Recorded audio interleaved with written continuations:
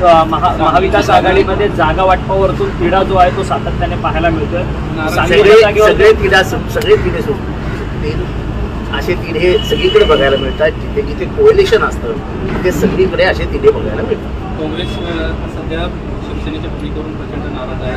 परस्पर तुम्ही उमेदवार उभा करू शकत नाही असं त्यांचं म्हणणं आहे. ट्विटरवर पटेल सर्व वरिष्ठ नेते ट्विट करतात आणि सांगलीच्या जागेच्या गटामध्ये निर्णय मागे ठेवा असं त्यांना विनंती आहे. त्या ट्विटर अकाउंट उघडलेलं नाही. मीटिंगमध्ये होतो त्यामध्ये मला आपली उमेदवाराची यादी कधीपर्यंत मला काही माहीत नाही. आता शेवटी त्यांची बैठक होती त्याच्यानंतर जयंत पाटील आणि शरद पवार साहेबांची बैठक होईल. कारण का ते दोघंच मुख्य आहेत आणि दोघांपैकी दोघं एकत्र किंवा कोणीतरी एक आपल्याला ब्रीफ करतील. सगळ्याच जागा आज क्लिअर होतील असं मला वाटत नाही. पण शेवटी त्यांच्या निर्णयावर अवलंबून आहे. त्यांना वाटलं सगळी यादी जाहीर करा. सर, सांगलीच्या जागेवरतून हा तिढा संपूर्ण दिल्लीच्या काँग्रेस हायकमांडकडे गेलेला आहे. खरं तर विशाल पाटील हे अजूनही निवडणूक लढवण्यास ठाम आहे. तिथून चंद्रहार पाटलांना उमेदवारी जी आहे ती ठाकरे गटाने दिली. त्यामुळे महाविकास आघाडीमध्ये बंडखोरी होणार का? जसं की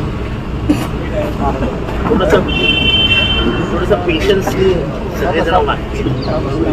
मी अजूनही सांगतो, एखादा शत्रू जेव्हा आपल्याला त्याच्या विचारांशी लढायचं आहे आणि ते विचार संपवायचे तेव्हा आपल्याला एक पाऊल पुढे, एक पाऊल मागे, एक पाऊल पुढे, एक पाऊल मागे या भावनेतनंच पुढे जावं लागतं.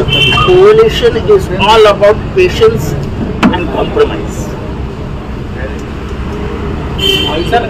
पक्षाची गरज लागते अशा पद्धतीने मला महायुती अजून 100 पक्ष घेईल, 100 पक्ष घेईल. मला महायुतीबद्दल मी कशाला बोलू? माझं काय घेणं देणं नाही. अजित पवार गेल्यानंतर देखील अशा पद्धतीने आणखी पक्षांची गरज लागते. त्यांच्या सर्वेमध्ये त्यांना कळतंय की ओझं आपण किती खांद्यावर घेतलंय. सर, हिंदी में आज आप लोग की अहम बैठक हुई, 3 मुद्दों पर चर्चा हुई, 3 सीटों पर चर्चा हुई. उस बारे में आप तक ये बताइए. हमारा ऐसे ही जनरल चर्चा हुई. सभी लोगों से हम शरद पवार साहब सुनना चाहते थे कि पूरे महाराष्ट्र में सियासती हालात क्या है, क्या बोल रहा है समाज. वो सब उन्होंने शांति से सुन के दिया. जो सीट हमको मिलने वाली है उसके 5 सीटों पे हमने चर्चा की. अभी भी दोपहर को हम बैठे. अंतिम कुछ नहीं हुआ है. अंतिम निर्णय जयंत पाटिल और शरद पवार जी की जो मुलाकात होगी उसमें. इसके साथ में क्या भिवंडी की सीट आपने कांग्रेस के लिए छोड़ दी है? आपका दावा अभी बरकरार है?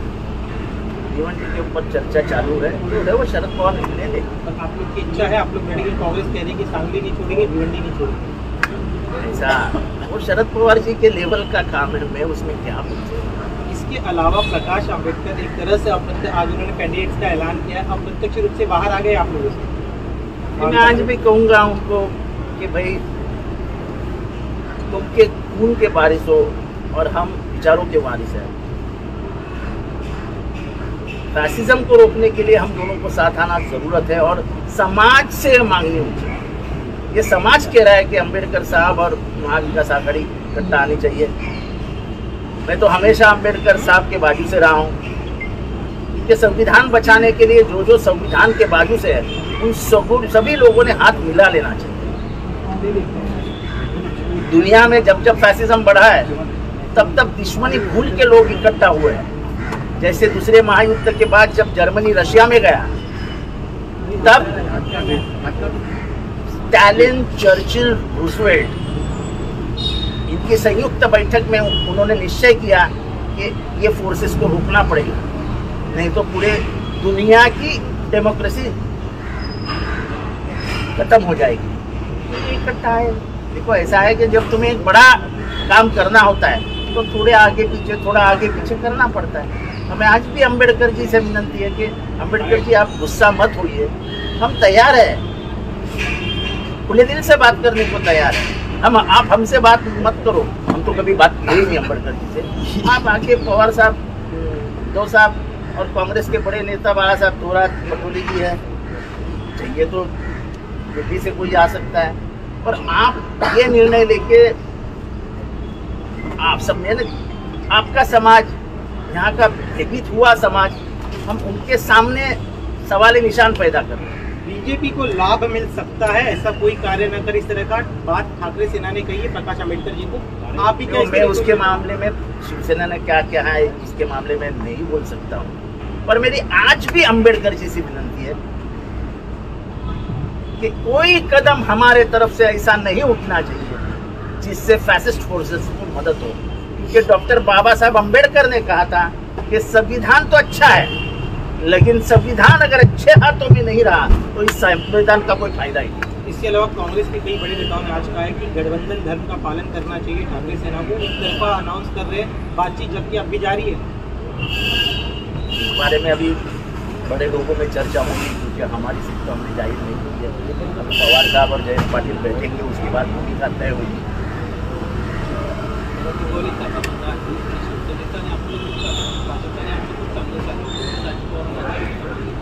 आम्हाला काय करायचं तुम्ही घेतलं ना, तुम्ही जेव्हा पक्ष सोडलात तेव्हा तुम्ही सगळं ओझा अजित पवार म्हणून टाकलं होतं की अजित पवार पण कमी देतात, अजित पवार आम्हाला वागवत नाहीत व्यवस्थित। आता तुमचे मुख्यमंत्री आणि ते एकदम हसत खेळत हाताला टाळी वाजवत बसलेले असतात।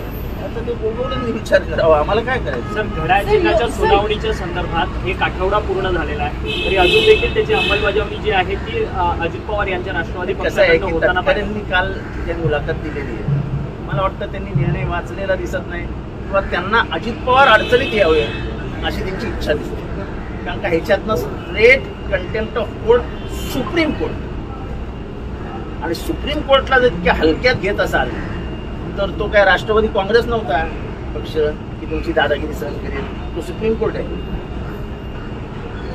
आणि ह्या विषयावरती बोलण्याचा, पत्र लिहिण्याचा अधिकार तटकरेंना नाही आहे। तटकरे हे नॅशनल लेवलला हँडल केलं पाहिजे असं सुप्रीम कोर्टाचं म्हणणं आहे। तटकरेंनी काल म्हणताना सांगितलं की फक्त वृत्तपत्रात जाहिरात देणं एवढंच बंधनकारक होतं, कुठेही घड्याळ चिन्ह वापरताना ते न्यायप्रविष्ट आहे असं लिहिणं कुठं बंधनकारक? निलेश तो मला सुप्रीम कोर्टचं जजमेंट दे रे।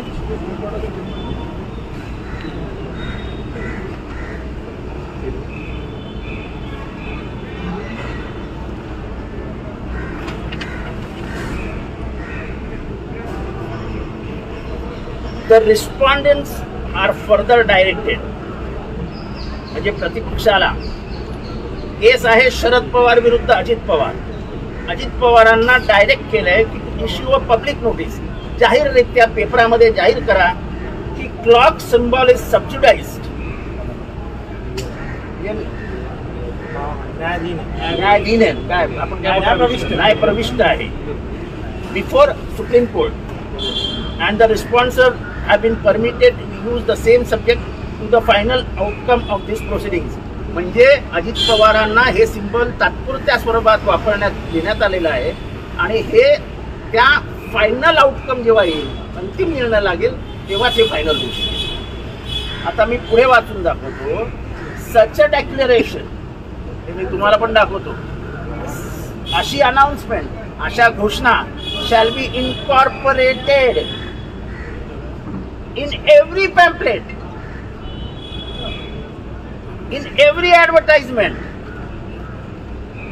audio or video clips to be issued on behalf of the respondents। हे मी लिहिलेलं नाही, हे सुप्रीम कोर्टाचं जजमेंट मी आपल्या समोर ठेवतो आहे। आता हे त्यांनी वाचलं तरी नसावं, किंवा महाराष्ट्रातले लोक मूर्ख आहेत, त्यांना काय समजतंय आपण सांगून टाकू। इसके अलावा सातारा की सीट परंपरागत तरीके से एनसीपी के पास रही है, लेकिन महायुति में लग रहा है कि वो बीजेपी के खाते में जा सकती है। देखो, हमको महायुति का सवाल क्यों पूछते हैं, और मेरा स्वभाव ही नहीं, मैं दूसरे के घर में देखता ही नहीं हूँ उनके घर में क्या चल रहा है। धन्यवाद।